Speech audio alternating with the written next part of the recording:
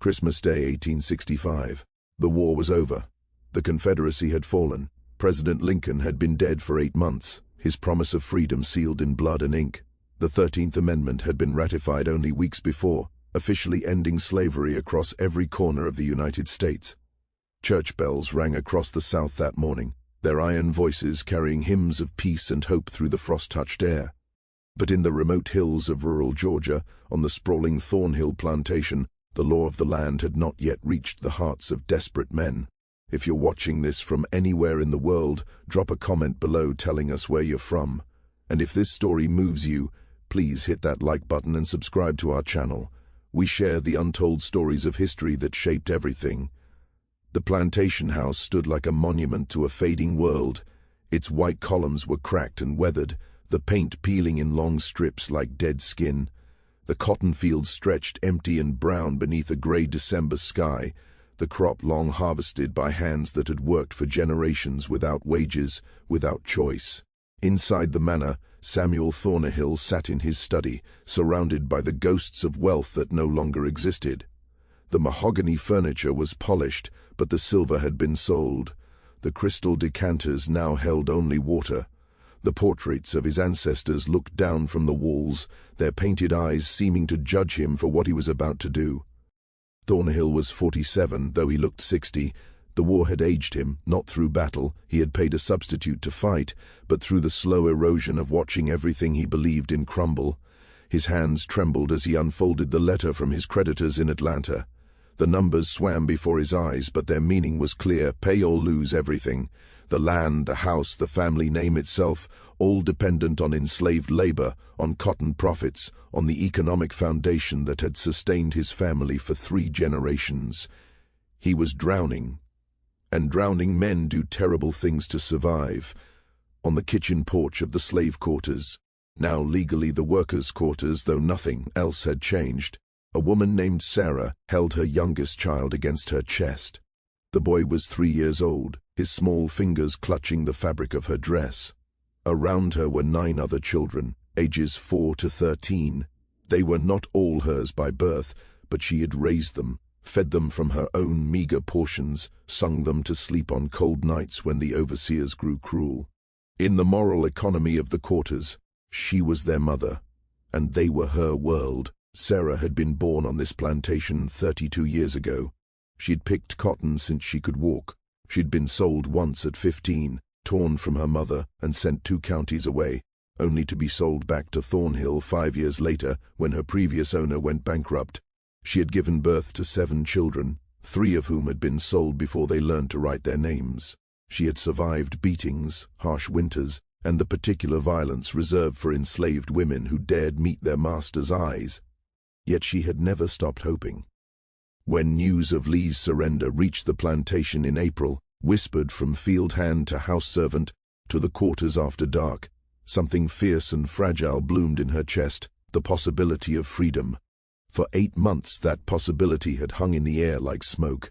Some enslaved people had left immediately, walking off with nothing but the clothes on their backs, heading to Union garrisons or simply away, anywhere away. But Sarah had stayed. Where would she go with 10 children? How could she feed them, shelter them, keep them alive in a world turned upside down? Thornhill had promised wages that never came, rations always short.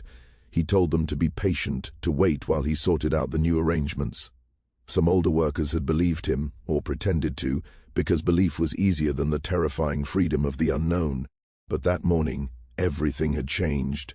Just after dawn, Thornhill's overseer, a man named Briggs, whose face was scarred from a childhood accident and whose soul was scarred from years of cruelty, came to the quarters. He carried a list and a length of rope. Sarah watched from her doorway as he called out names, her children's names, and ordered them to line up in the yard. 10 children, ages 3 to 13, her children. "What are you doing?" she demanded, stepping forward. The other women in the quarters emerged from their cabins, their faces tight with fear. They knew that expression on Briggs's face. They had seen it before on auction days. "Master's orders," Briggs said, avoiding her eyes. "Step back," he added, his hand moving toward the pistol at his belt. The threat was clear. Sarah froze, her mind racing, her body remembering every lesson it had learned about survival. Don't fight when you can't win, don't die when you can still protect, don't scream when silence might buy time. An hour later, the children stood in the yard outside Thornhill's study. They were dressed in their cleanest rags, faces washed, hands bound loosely with rope to keep them from running. The youngest sobbed softly, hiccuping, muffling cries that could be dangerous. The older children were silent, their eyes distant, already retreating into the hidden places enslaved children learned to make inside themselves. Inside the study, Thornhill met with 3 men from neighboring counties. They had been planters too, now businessmen, speculators in the grey market that had emerged since the war ended. Officially, slavery was abolished, but in remote corners of the South, old systems persisted in new forms. Children could be apprenticed without parental consent.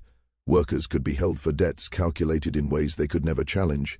And if someone was desperate, cruel, or simply unable to accept that the world had changed, enslaved people could still be sold. Transactions recorded in private ledgers, never to see a courthouse. 10 children, Thornhill said, voice steady despite the tremor in his hands. Healthy, strong, well-trained. I need $800. The first trader, a fat man with tobacco-stained teeth, shook his head. Mark, it's not what it was, Samuel. Risky business these days with Yankees sniffing around. I'll give you $400 for the lot. 400. Thornhill's face flushed.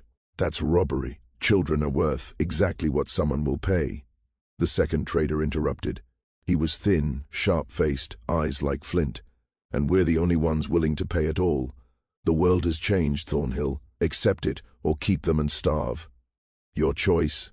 Thornhill looked at the third man, a preacher from the next county, in his black coat and white collar, Bible tucked under his arm like a weapon of moral authority. The preacher nodded slowly. Brother Samuel, be practical. Children will be cared for. Apprenticed to Christian families to learn trades. I don't need a sermon, Thornhill snapped. I need the money. He walked to the window, looking at the children in the yard. For a moment doubt flickered on his face, then hardened into resolve. 600. Final offer. The fat man and thin man exchanged glances. 500, the fat man said. Cash today. Thornhill closed his eyes. Outside, Sarah screamed, held back by 2 field hands. She begged him to stop, to show mercy, to remember these were children, that the war was over, that God was watching. Her cries were just another sound in a world being torn apart and rebuilt by those who held the power. Done, Thornhill said. He turned back to the traders, extending his hand. $500. Take them before sunset. The fat man pulled a leather pouch, counted the bills, barely worth the paper they were printed on, but enough to hold off creditors for another month. Thornhill pocketed the money without counting and walked out without looking at the children. Sarah broke free and ran to the children. She grabbed the youngest, clutching him to her chest. You can't take him. You can't take any of them. Please, God, please. Briggs stepped forward, face impassive, and pried the child from her arms. The boy screamed, reaching for his mother, calling, Mama, Mama, until the word became just sound, just pain-given voice. Sarah fell to her knees, hands clawing the dirt, sobbing from a place deeper than grief, where hope dies and rage is born. The traders loaded the children into a wagon, binding hands more securely, covering the bed with a tarp to hide them from curious eyes. 13-year-old Ruth looked back once at Sarah before the tarp fell. Her jaw was set. She did not cry. She would never cry again. As the wagon rolled away, the sun set, the sky like old blood.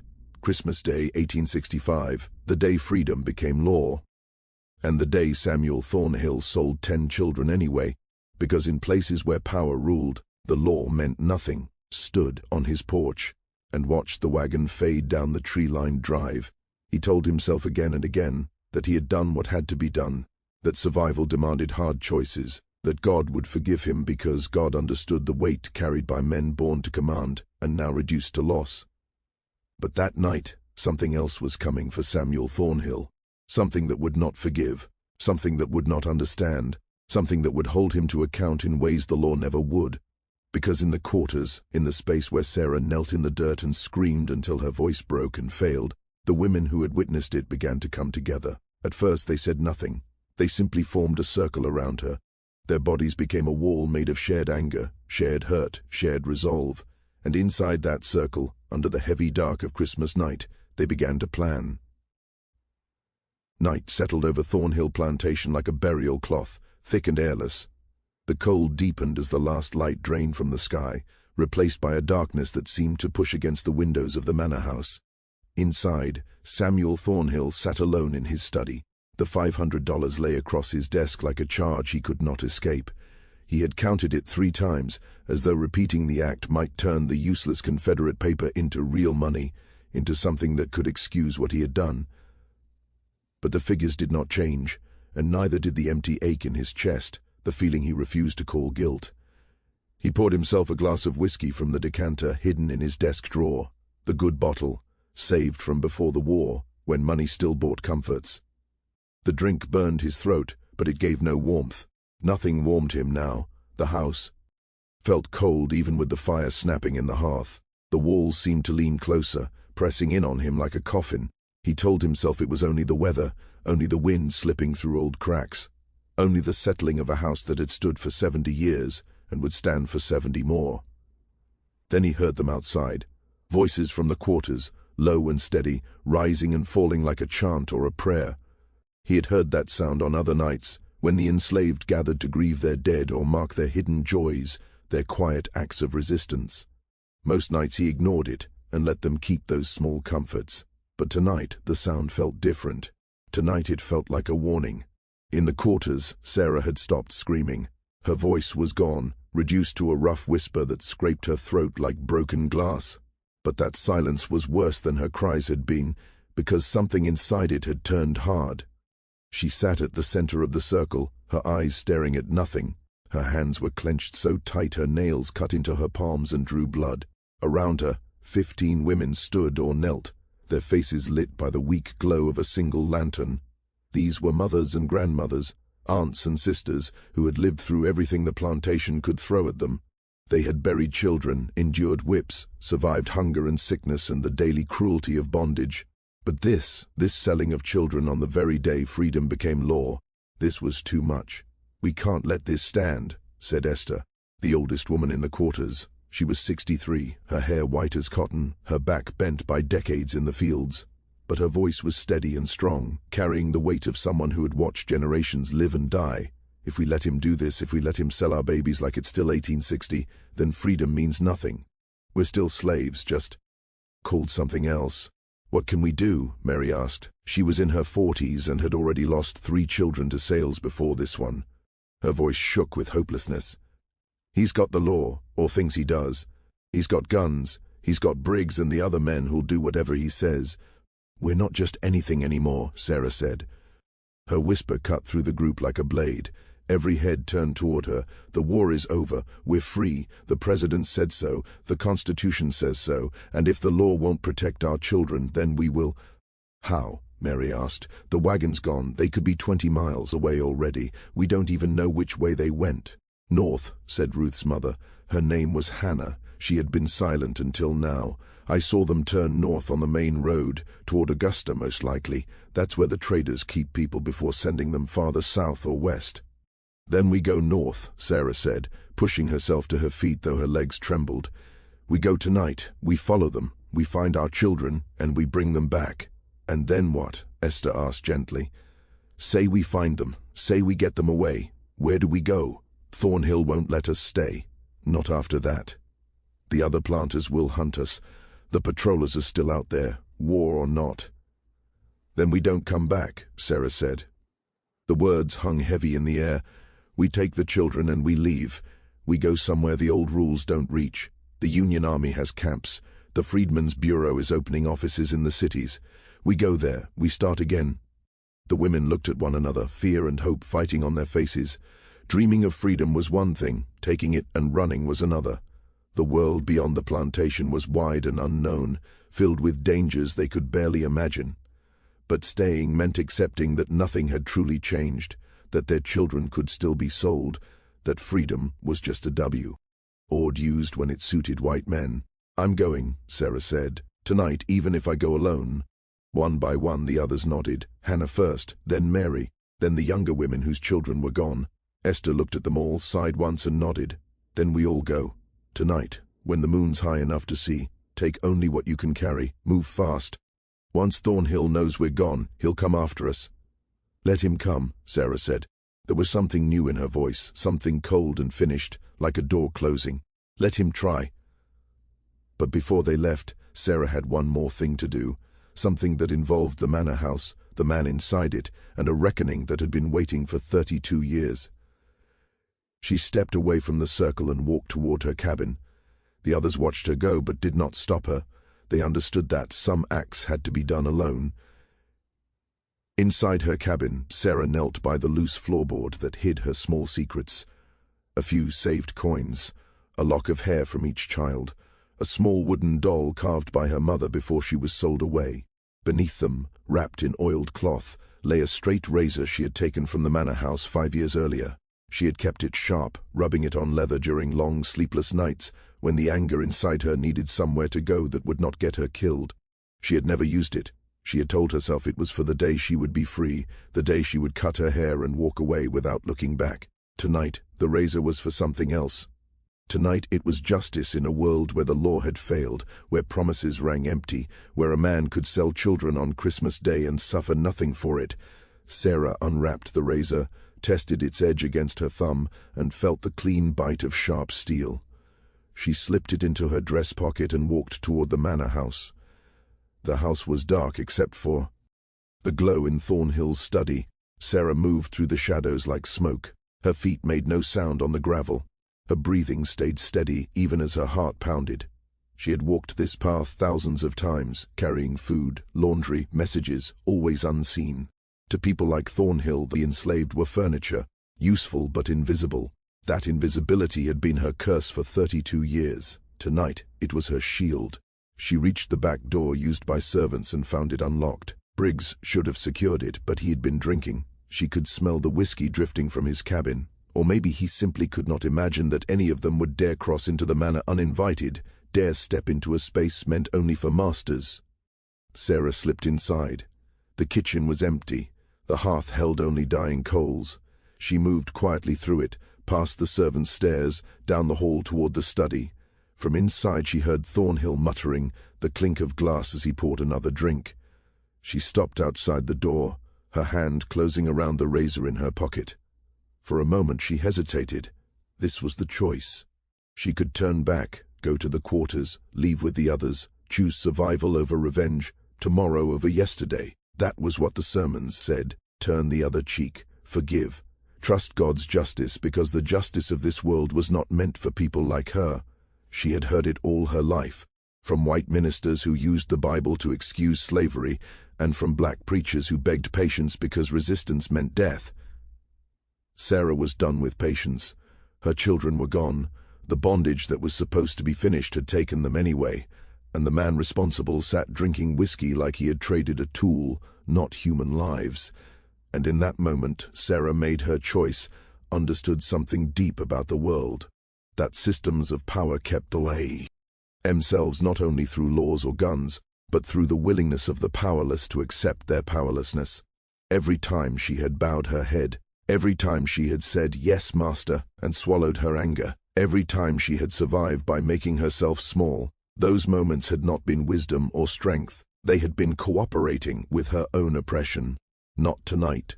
Tonight she chose fury. Tonight she chose to become the consequence that men like Thornhill never expected, because they had built a world where consequences only fell downward, only hurt the powerless, only punished those who had nothing left to give. Sarah pushed open the door to the study. Thornhill looked up from his desk, his face red from whiskey, his eyes blurry and unfocused. For a moment he did not recognize her. She was just another black face, interchangeable with all the others. Then his brow furrowed in confusion. "What are you doing in here?" he demanded, his voice slurred, yet still carrying the automatic authority of a lifetime of commanding slaves. "Get out. This area is off limits to—" "Where are my children?" Sarah asked. Her voice was steady, quiet, but it cut through his words like the razor in her pocket would cut through flesh. Thornhill blinked, trying to focus. "Your children? You mean the ones I sold? They're gone. That's not your concern anymore. Now get out before I have Briggs." "You sold them on Christmas Day," Sarah continued, taking a step into the room. The day freedom became law, the day slavery ended. But you sold them anyway. I did what I had to do, Thornhill said, anger replacing confusion in his voice. He stood up, swaying slightly, and pointed toward the door. This plantation is my property. Those children were my property. I had every right to— They were never your property, Sarah said, her voice rising now, rage breaking through the control she had held for so long. They were human beings, my children, and you sold them like cattle because you needed money to pay your debts, to keep living in this house, pretending the world hasn't changed. But it has changed, and tonight you're going to understand exactly how much. Thornhill's hand moved toward the desk drawer where he kept a pistol, but he was drunk and slow, and Sarah was neither.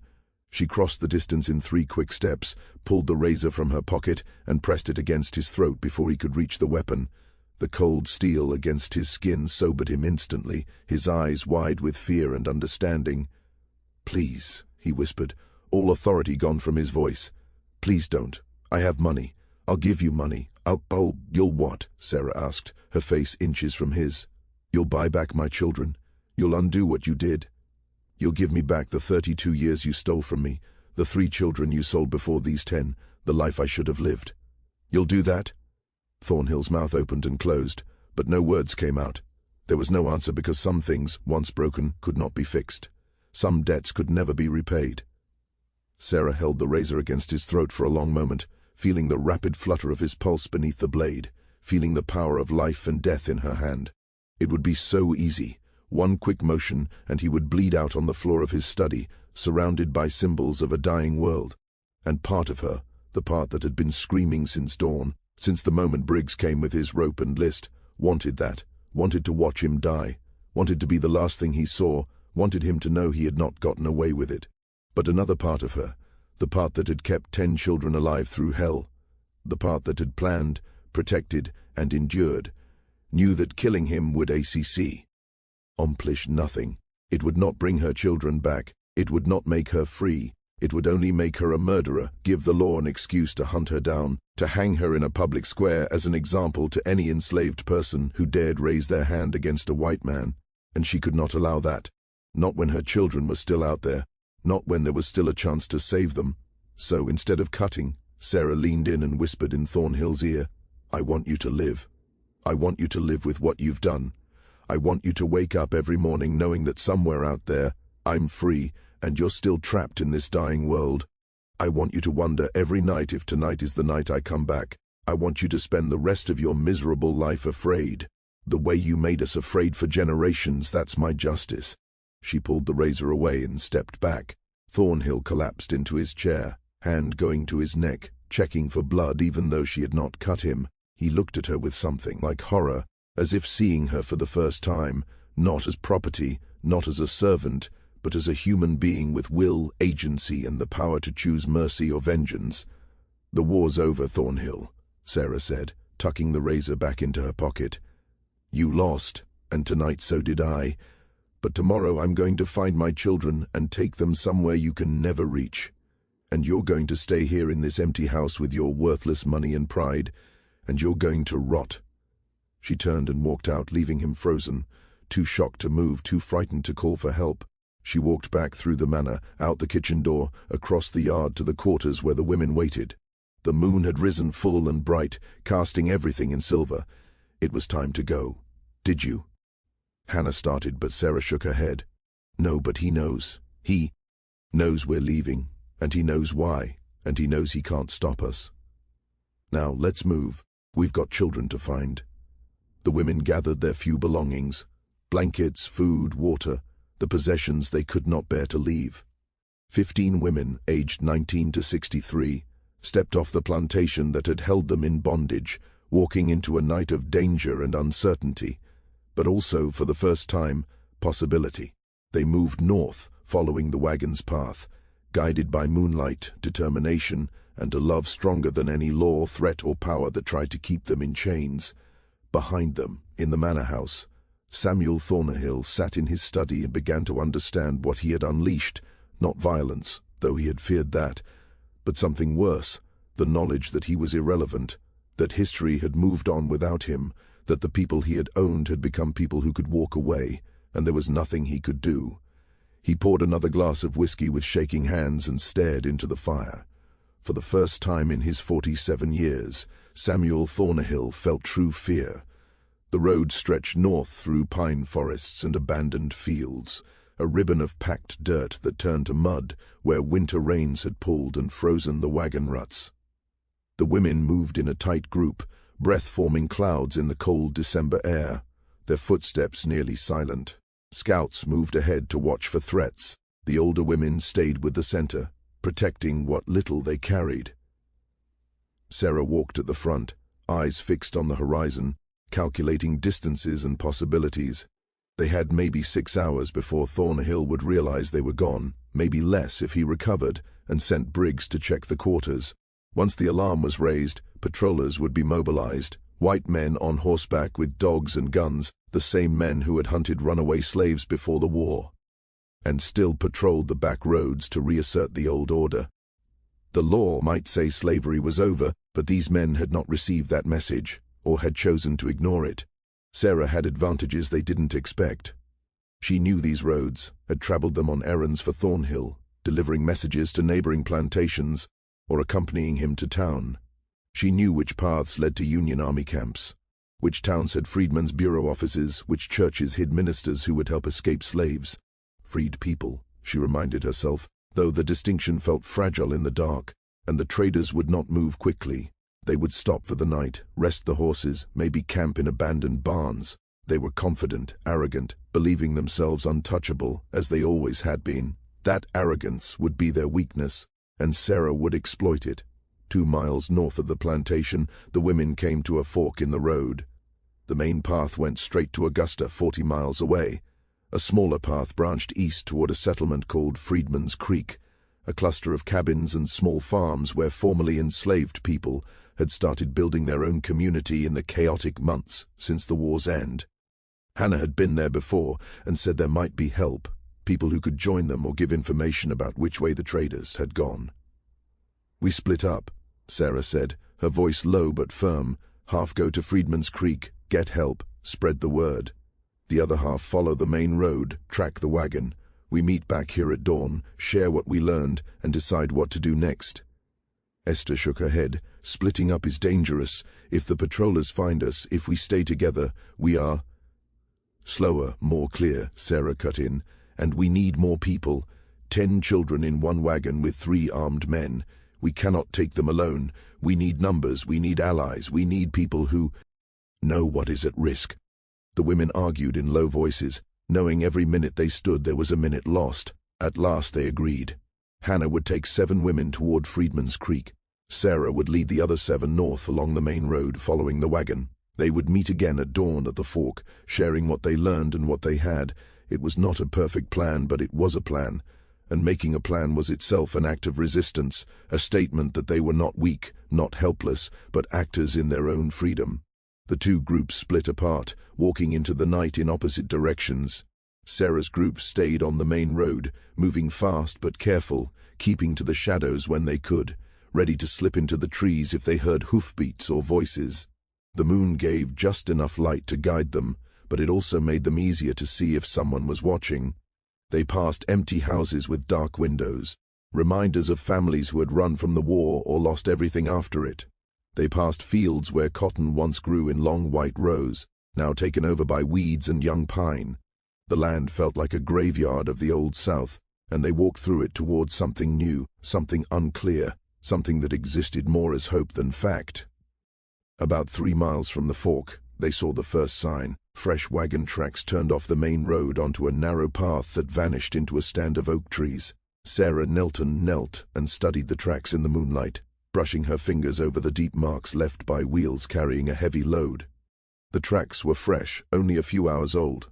The wagon had turned here to hide, or to reach a place the traders already knew. "This is them," Sarah whispered. The other women closed in around her, their faces tight with worry. They went into the woods. There could be a clearing ahead, a spot the traders used often. They needed to look carefully before acting. Leaving the road, they followed the tracks into the forest. The trees pressed in, blocking the moon, turning the world into shadows and half-shapes. They slowed, feeling their way forward, every cracked twig and stirred leaf sounding too loud in the quiet. Sarah's heart pounded, but her hands stayed steady. She had a razor in her pocket, and two other women carried knives taken from the plantation kitchen. They were not soldiers, but they were mothers, and that made them dangerous in ways men who sold human lives never expected.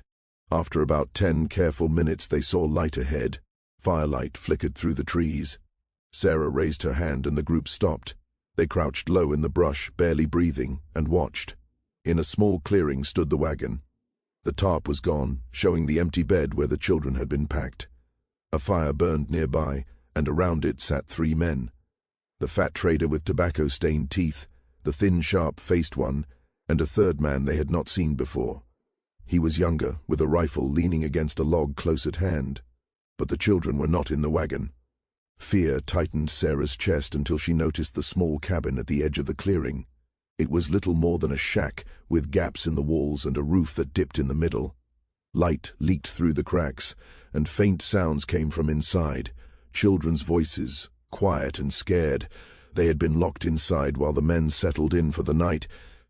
If you feel moved by Sarah's courage and resolve, hit like and subscribe. We are about to see one of the most intense moments in this story. Don't miss what comes next. Leave a comment and tell us what you think Sarah should do. Sarah studied the scene, her mind turning through options. 3 armed men against 7 women with blades. Surprise might let them get close, but ditch. What? A fight could put the children at risk. It could get someone killed, maybe many. But they could not walk away. They could not leave the children locked in that cabin while the traders slept, and plan to take them farther south at dawn, farther from help, farther from hope. We wait, Sarah whispered to the women beside her. Wait until they sleep. Then we move. And if they post a guard? One of the younger women asked. Then we adjust, Sarah said. For now, we watch. We learn their habits, their weak spots, and when the time comes, we move fast and hard. They settled into the brush, watching the camp, waiting for the men to finish eating, to dull the fire, and to lie down. It was painful to wait. Every minute felt endless. Every sound from the cabin cut Sarah like a knife. Still, she forced herself to stay calm. Patience had kept her alive for 32 years. Tonight it would free her children. The traders talked as they ate, their voices drifting across the clearing. Sarah listened closely. The fat man complained about bad roads and cold nights. The thin man counted money, splitting it into shares, arguing over amounts. The young man cleaned his rifle with care, slow and exact, clearly the muscle. They spoke of their plans. At dawn they would head farther south to a holding place near Mon, where they had contacts. People who would take the children and place them with families, a polite way of saying they would sell them into forced work that was slavery by another name. The thin man laughed about how easy it had been, how Thornhill had nearly begged them to take the children, how many planters were desperate for money and willing to ignore new laws. Reconstruction won't last, the fat man said, spitting tobacco juice into the fire. The Yankees will get tired of watching the coloreds and go home. Then things will go back to normal. Maybe not. The same, but close enough. These people need masters. They don't know how to be free. Sarah's hand closed tight around the razor in her pocket. She wanted to leap up and shout, to show them how wrong they were, but she stayed hidden. Anger without a plan was just a way to die, and she had not come this far to fall in an unknown clearing while her children watched. At last, after what felt like hours but was likely 40 minutes, the men settled down. The fat man and the thin man wrapped themselves in blankets near the fire. The young man took first watch, sitting against a tree with his rifle across his knees. He would stay awake for a while, then wake one of the others. It was standard for men who knew they moved through danger, carrying valuable cargo. Sarah's mind rejected the word. Children were not cargo, but the guard made one mistake. He faced the wagon and the cabin, watching for escape or attack from ahead. He did not think danger could come from behind. From the forest he believed empty. Men like him rarely did. They were used to hunting, not being hunted. Sarah waited another 30 minutes, studying his posture, watching his focus fade. His head dipped, then snapped up again. The fire burned low, throwing more shadow than light. This was the moment. the thin space between awake and asleep, between alert and exposed.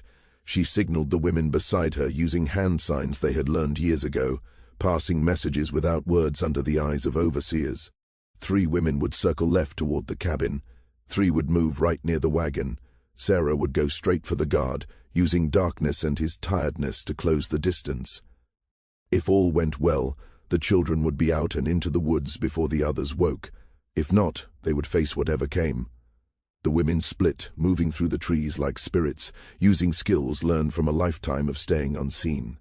Sarah crept forward, low and slow, placing each step with care. The guard was 20 feet away, then 15, then 10. His head dropped again, staying down longer this time. His breathing slowed. He was not fully asleep, but close. Sarah was 5 feet away when his head snapped up. His eyes opened, dull and searching. She froze, sure he had seen her, sure everything was lost. But his gaze slid past her, failing to read the dark shape as human. He yawned, shifted the rifle, and let his eyes close again. Sarah moved. 3 quick steps put her behind him. One arm locked around his throat, cutting off air and sound. Her other hand pressed the razor to his neck, not cutting, only promising. His eyes went wide. His hands grabbed at her arm, but she tightened her hold and whispered in his ear, "Don't move, don't make a sound, or I swear to God I will open your throat right here." The guard went still. He was young, maybe 19 or 20, and Sarah saw fear fill his eyes. Good. Let him feel it. Let him know, just once, what it meant to be powerless, to have life resting in someone else's hands, to understand that mercy was a choice. "Drop the rifle," Sarah said softly, whispered. Slowly, the guard obeyed, his hands trembling as he lowered the weapon to the ground. One of the other women rushed forward and grabbed it, checking quickly to be sure it was loaded before aiming it at the 2 men sleeping by the fire. They did not wake. The night stayed quiet, broken only by the pounding of Sarah's heart and the rough, uneven breathing of the guard held tight in her arms. "Now," Sarah said, her voice low, cold and firm, "you are going to unlock that cabin and get those children out. You will do it quietly. You will not wake your friends, because if anything goes wrong, if anyone gets hurt, you will be the first to die. Do you understand?" The guard nodded wildly. Sarah loosened her grip just enough for him to breathe, but not enough for him to think about fighting back.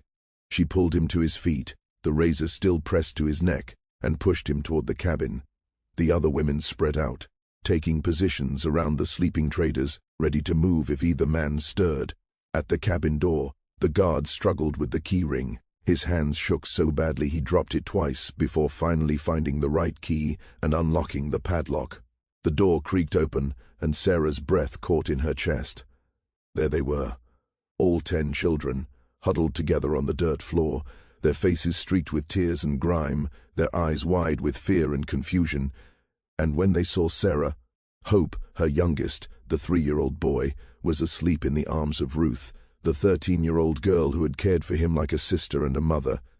Ruth looked up, and for the first time since the wagon had left the plantation, tears spilled down her cheeks. "Mama," she whispered, "Mama, you came?" "Of course I came," Sarah said, her own voice cracking. "Did you think I wouldn't?" "Now come on," she said softly, "all of you, quickly. Quietly, we're going home." The children stumbled out of the cabin, moving towards Sarah and the other women with desperate urgency. The women gathered them in, checked their arms and faces for injuries, wrapped them in the blankets they had carried from the plantation. Everyone was crying now, silent tears, tears of relief, joy and fear that had not yet faded. Still they kept moving, kept gathering the children, kept preparing to vanish into the forest before the traders woke and realized their cargo was gone. Sarah was just about to release the guard, ready to let him drop to the ground while they fled, when she heard it. The sharp, unmistakable click of a gun being cocked. She turned. There stood the thin trader, his pistol aimed straight at her chest. He must have been a lighter sleeper than she thought. Or maybe the sound of the cabin door had woken him. It did not matter. What mattered was the gun, and the smile on his face, and the confidence in his voice. "Well now," he said, loud enough to wake the fat man, who began to stir by the fire. "Looks like we've got ourselves some runaways. And you know what we do with runaways, don't you?" Time seemed to stop. Sarah stood frozen, the razor still at the young guard's throat, her eyes locked on the pistol pointed at her heart. The thin trader's smile widened, teeth showing like a hunter who had finally trapped his prey. Behind him, the fat man scrambled to his feet, reaching for his own gun. The children whimpered, pressing into the women holding them. Sarah felt the moment balancing on the edge of a knife. One wrong move, and everything would fall into blood and death. "Let him go," the thin trader said, motioning with his pistol toward the guard. "Let him go, and maybe I won't shoot you where you stand. Maybe—" Sarah's thoughts raced. She could kill the guard with one fast cut. He would bleed out in seconds, but that would not stop the bullet. It would not save the children. It would not keep the traders from shooting everyone in the clearing. She could try to use him as a shield, but the thin trader did not look like a man who cared whether his partner lived or died. These men traded in people. They understood profit and loss. One dead guard was an acceptable price if it meant control, and in that realization Sarah found something steady inside herself, a strength that reached beyond the gun aimed at her chest. "You're not going to shoot me," Sarah said, her voice calm despite the fear rushing through her body. "You're not going to shoot any of us." The thin trader's smile faltered. "And why is that?" "Because you're a businessman," Sarah said, slowly lowering the razor from the guard's throat, but keeping her grip on his arm. "And dead merchandise doesn't make money.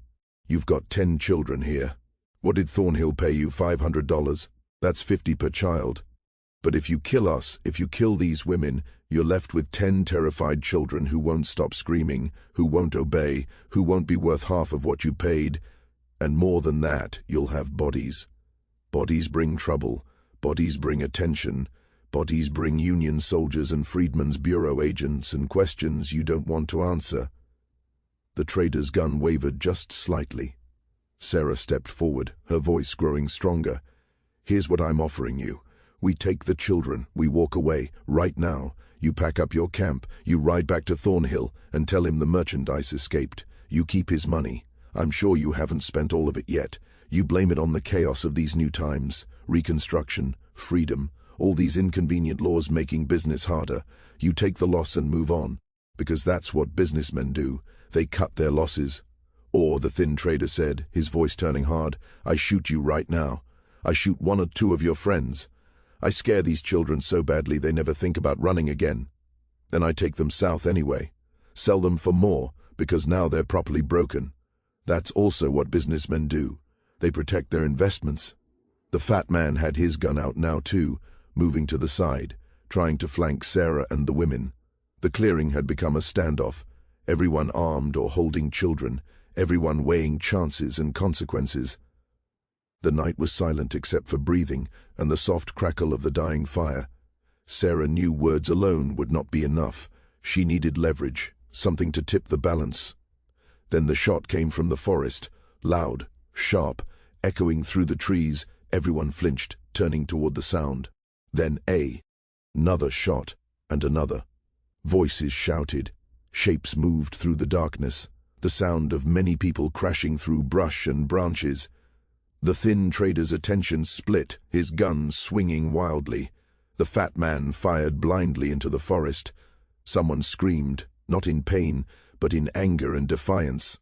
Hannah burst into the clearing, not with 7 women, but with nearly 30 people, men and women from Freedman's Creek, armed with hunting rifles, farm tools, and the fierce courage of people who finally had something worth defending.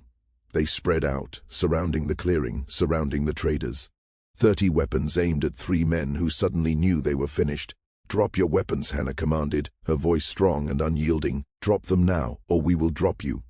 The thin trader looked around, calculated. He was smart enough to see the truth. 3 pistols against 30 angry, armed freed people was not a fight he could win. Slowly, he lowered his gun. The fat man followed, muttering curses. The young guard, still held by Sarah, did nothing at all. He was shaking too hard to stand on his own. "Good choice," Hannah said. She motioned to several men from Freedman's Creek, who stepped forward and took the trader's weapons. "Now this is what's going to happen," she continued. "You 3 will get on that wagon. You will ride back where you came from, and you will tell everyone you meet that the old days are over. You cannot buy and sell people anymore, not here. If you try, you will answer to us." "You can't do this," the fat man protested. "This is theft. We paid good money." "You paid money for human beings," one of the men from Freedman's Creek said, stepping forward. He was tall and broad, scars lining his back like a map of suffering. "Human beings who are free by law. That makes you kidnappers and slavers.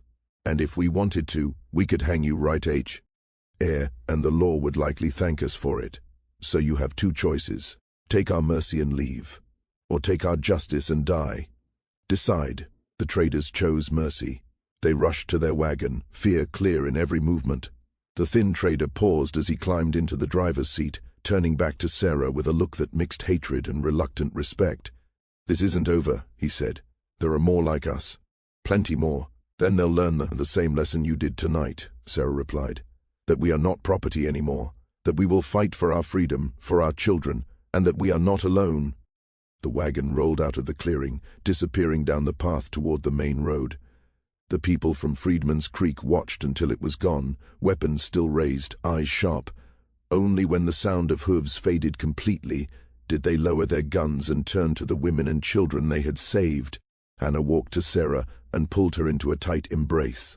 Both women trembled as the rush of fear and strength drained from their bodies. "When we told them what happened," Hannah said softly, "no one hesitated. They grabbed their weapons and followed us, said they'd been waiting for a moment like this, a reason to show the traders and patrollers that we are not victims anymore." "Thank you," Sarah whispered. "Thank you for bringing them. We couldn't have done this if you hadn't come when you did." "You did. We are family now," Hannah said with a firm voice. "All of us. That is what freedom really means. We protect one another. No one is left behind. No one's children are taken away. Not anymore." The children were gathered close, held and comforted by the women who had come to rescue them. Ruth clung to Sarah, her thin body shaking with sobs she had kept locked inside for hours, finally letting herself fall apart now that safety had come. The 3-year-old slept through most of it, worn out beyond the ability to understand what had happened. The other children stood together in a quiet, stunned group, their eyes wide in their small faces, trying to understand that they were safe now, that the nightmare was finished, that they were going home, whatever home would mean from now on. One of the men from Freedman's Creek stepped forward. He was an older man named Moses, someone who clearly held respect and leadership in his community. He spoke to Sarah gently. "You and your people cannot go back to that plantation," he said. "Not after tonight. Thornhill will call the patrollers, maybe even the military. He will say you stole his property, started a rebellion, whatever lies he needs to tell to have you arrested or worse." "I know," Sarah said quietly. She had known from the moment she walked into Thornhill's study that there was no turning back. "Where can we go?" "Freedman's Creek," Moses said without hesitation. "We have land there, cabins we are building. It is not much yet, but it belongs to us. We are building something new, a place where the old rules cannot reach. You are welcome to join us, all of you. Your work belongs to you now.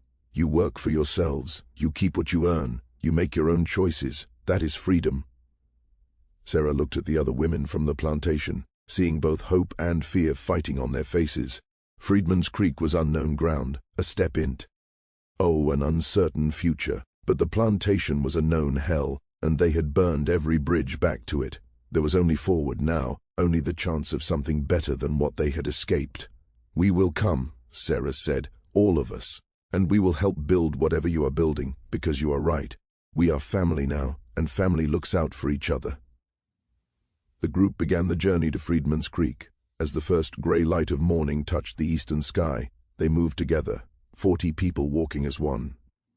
Children were carried by adults, the elderly supported by the young, everyone helping everyone else, because that was the only way any of them would survive. They sang as they walked.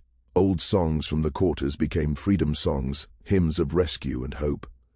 Their voices rose into the cold morning air and carried across empty roads and abandoned fields, telling the world that something had changed, that people who had once been property were now people who would fight and sacrifice and risk everything for one another. Sarah walked near the front, Ruth beside her, the 3-year-old sleeping on her hip. She thought of Thornhill alone in his study and wondered if he was awake yet, if he had seen the empty quarters, if he understood that his world had ended not with violence, but with an exodus. with people simply refusing to play the roles forced on them anymore.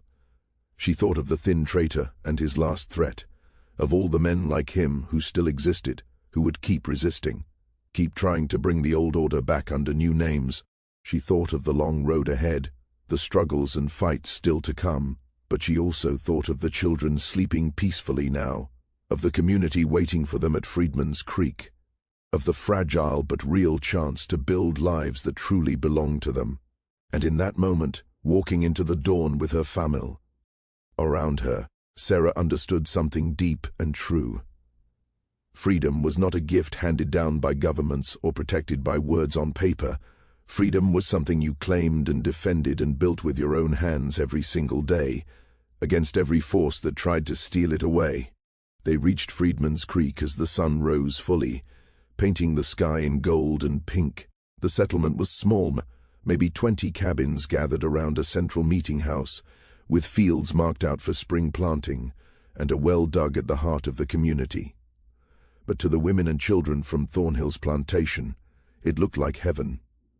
It looked like home. The people of Freedman's Creek welcomed them with food, with blankets, with the kind of joy that comes from growing together, from adding strength to strength. Children ran to meet children, and within minutes they were playing as if they had always known each other. The women were shown empty cabins, given spaces that would be theirs, promised land where they could grow, food, earn a living, and answer to no master but themselves. Sarah stood in the doorway of the cabin that would be hers and her children's, looking out at the community in the fresh morning light. She thought of Christmas Day, how it had begun with the worst fear she could imagine, her children being sold away, and how it had ended with something she had never dared to hope for, real freedom taken and protected by people who refused to accept anything less. The old world was dying. A new world was being born in places like this, in communities of people who had once been property deciding for themselves what it meant to be human, to be free, to be responsible only to each other and to what was right. It would not be easy. There would be losses, setbacks, moments when it felt like the old world might rise again and swallow everything they had made. But Sarah had Leah. Arended something vital in the last 24 hours. The power to shape the future belonged to those who refused to be trapped by the past. She turned back into the cabin where Ruth was helping the younger children settle onto their sleeping pallets, and she smiled. They had survived, they had fought, they had won, and tomorrow they would begin the long work of building lives worth living. 3 months passed. Winter slowly gave way to the soft warmth of early spring, and Freedman's Creek changed from a fragile idea into something solid and real. The cabins that had been thrown together now had strong roofs and reinforced walls. Fields had been cleared and planted with vegetables and cotton, but this time the cotton would be picked by free hands and the profit would belong to the people who worked the land.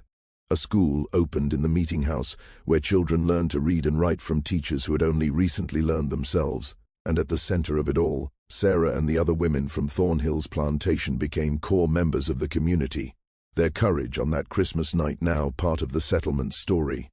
But the outside world had not forgotten them, and neither had Samuel Thornhill. The first sign of danger came on a warm afternoon in late March when Moses returned from a supply trip to the nearest town, his face heavy with worry.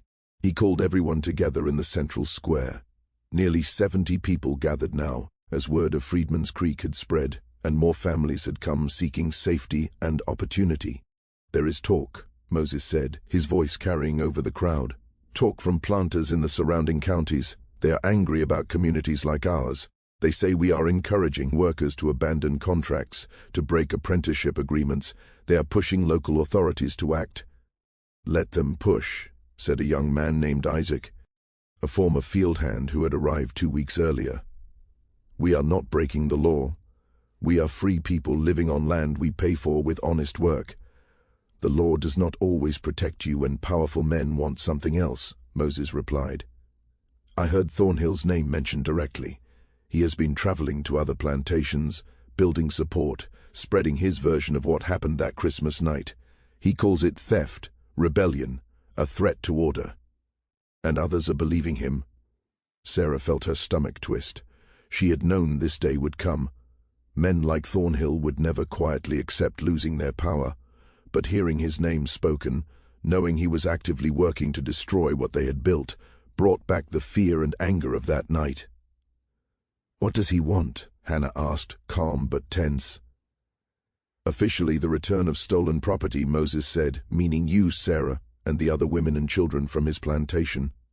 Unofficially, he wants to make an example. He wants to prove that black people cannot just walk away, cannot build their own communities, cannot live outside white control. He wants Freedman's Creek wiped out as a warning to anyone else thinking the same way."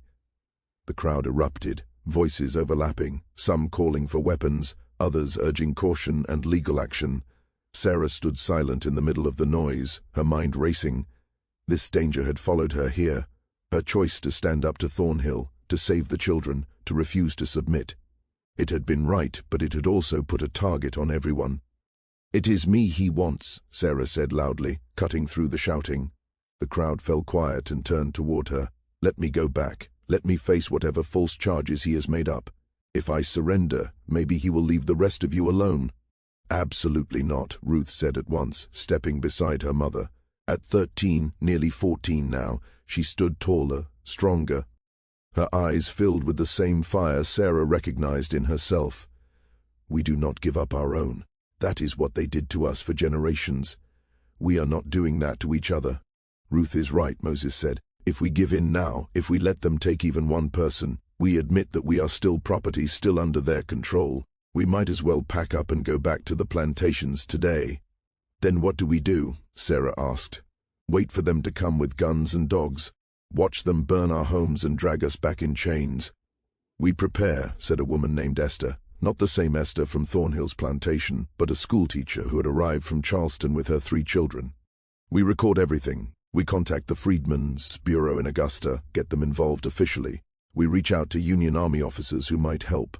We build both legal defenses and physical defenses. We make it clear that attacking us will come with consequences. And we tell our story," added Hannah. "The real story. Not Thornhill's lies about theft and insurrection, but the truth about what he did, about selling children on Christmas Day after slavery was already abolished, about breaking federal law for profit. We make sure everyone knows who the true criminal is." The community began to organize. Moses and several other men rode to Augusta to meet with Freedmen's Bureau officials and file formal complaints against Thornhill. Esther started writing letters to northern newspapers, telling the story of Freedman's Creek and the threats it faced, hoping to build political pressure. The men who had served in the Union Army, and there were several veterans who had fought for their own freedom and then come south to help others, began training others in basic military discipline, preparing defenses in case the talk turned violent. And Sarah, along with Ruth and several other women, began documenting everything had happened. They wrote down their testimonies about life on Thornhill's plantation, about the sale of the children, about the rescue and the founding of Freedman's Creek.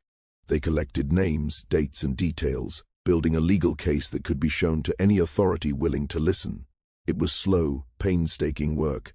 Many of them were still learning to write fluently, but it was also empowering. For the first time, they were controlling their own story, writing their own history, instead of letting others write it for them. 6 weeks after Moses' warning, the confrontation came, but it did not come in the form anyone expected. A delegation arrived at Freedman's Creek on a bright April morning. 5 men in fine suits were accompanied by a federal marshal and 2 soldiers from the Union Army garrison in Augusta. The marshal carried official papers, his face showing the discomfort of a man forced to enforce laws he did not fully understand or agree with. The community gathered to meet them, standing together in the central square, showing a united front. Sarah stood at the front, flanked by Moses, Hannah, and Esther, with Ruth and the other children behind them. She could see Thornhill among the delegation, standing slightly apart, his face thinner than she remembered, his eyes burning with barely contained rage. The marshal stepped forward and cleared his throat. "I have here warrants for the arrest of Sarah." He paused, realizing he did not have a last name, that enslaved people often had never been allowed surnames.